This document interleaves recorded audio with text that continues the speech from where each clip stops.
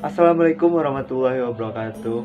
Alhamdulillahillazi hadana li hadza wa ma kunna linahtadiya laula an hadanallah.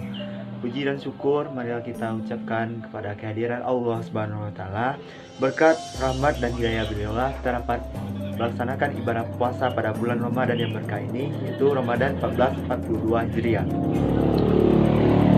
Salawat beserta salam tak pesan-pesannya kita ucapkan, kita sampaikan kepada pucuk pimpinan umat Islam sedunia, yakni Nabi besar Muhammad SAW. Tanpa memperpanjangkan ucapan mukadimah saya pada sore hari ini, perkenalkan, nama saya Yosef Aryawanda. Saya adalah Wakil Ketua Bidang Perencanaan dan Pendanaan Kirakan Peduli Pendidikan Sulawesi Selatan. Marilah kita masuk ke tausiah kita pada sore hari ini yang saya beri judul Akibat Memutus Hubungan Tali Silaturahmi. Sebagai makhluk sosial, tidak ada manusia yang bisa hidup sendiri. Ia harus bisa berinteraksi dengan orang lain. Di antara bentuk interaksi yang diatur di dalam agama ini adalah silaturahmi. Tidak ada perbedaan pendapat di kalangan ulama bahwa menjalin silaturahmi hukumnya wajib dan memutuskannya merupakan dosa yang besar. Hal ini berdasarkan perintah Allah Azza wa Jalla dalam firman-Nya yang artinya, dan peliharalah hubungan silaturahmi. Quran Surah An-Nisa ayat 1. Silaturahmi juga termasuk perkara yang diperintahkan oleh Rasulullah SAW. Bahkan perintah ini sudah diketahui orang-orang yang memusuhi beliau. Ibnu Abbas radhiyallahu anhu memberitakan bahwa Abu Sufyan yang saat itu masih kafir pernah mengatakan kepada Raja Herkalius tentang dakwah Nabi. Dia berkata, Muhammad memerintahkan kami sholat, sedekah, menjaga kehormatan dan silaturahmi. Hadis riwayat Bukhari. Dalam kesempatan lain, Nabi SAW bahkan mengancam orang-orang yang memutuskan silaturahmi dengan sabdanya, tidak akan masuk surga orang-orang yang memutuskan silaturahmi atau persaudaraan. Hadis riwayat Bukhari dan Muslim.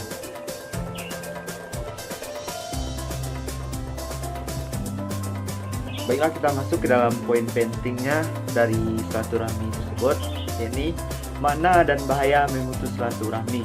Apa makna silaturahmi?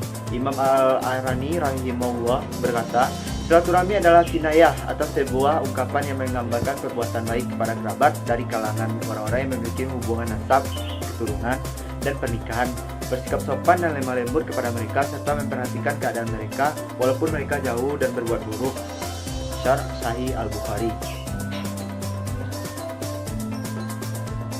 Dari penjelasan ini kita mengetahui bahwa makna silaturahmi di dalam istilah syariat sesungguhnya bukanlah seperti yang dipahami oleh banyak orang, yaitu berkunjung dan bertemu dengan orang lain, baik kerabat maupun bukan kerabat. Namun makna silaturahmi di dalam istilah syariat yang paling tepat adalah berbuat baik pada kerabat dengan berbagai bentuk kebaikan, sebagaimana diterangkan di dalam hadis di atas. Wallahu a'lam. Poin pertama yang akibat kita memutus tali silaturahmi yaitu dilaknat oleh Allah Subhanahu wa taala. Perhatikan ayat yang mulia ini yang artinya, maka apa kiranya jika kamu berkuasa akan membuat kerusakan di bumi dan memutuskan silaturahmi, maka itulah orang-orang yang dilaknat oleh Allah dan ditulikan telinga mereka dan dibutakan mata mereka. Quran surah Muhammad ayat 22 sampai 23. Kedua, ini seolah memakan bara api. Dalam sebuah hadis sahih dijelaskan bahwa seseorang yang selalu menolak silaturahmi dari kerabatnya, maka ia bagaikan memakan bara api yang panas. Dari Abu Hurairah, beliau berkata, ada seorang laki-laki yang menemui Rasulullah SAW, dan laki-laki itu berkata, wahai Rasulullah, aku mempunyai keluarga dan ketika aku berbuat baik pada mereka, mereka berbuat jelek terhadapku. Mereka acuh terhadapku padahal aku telah bermurah hati kepada mereka.